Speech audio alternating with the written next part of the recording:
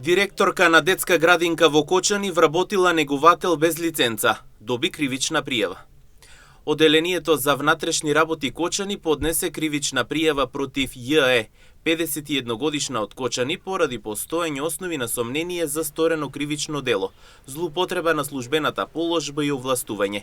Пријавената во својство на вршител на должноста директор на јавната општинска установа детска градинка Павлина Велјанова во Кочани презела службено дејствие и ги пречекорила границите на своите службени овластувања, на тој начин што преку приватна агенција за вработување времено ангажирала лице на работно место негувател за периодот од 1.12.2024 година, без при тоа лицето да поседува важечка лиценца за работно место негувател.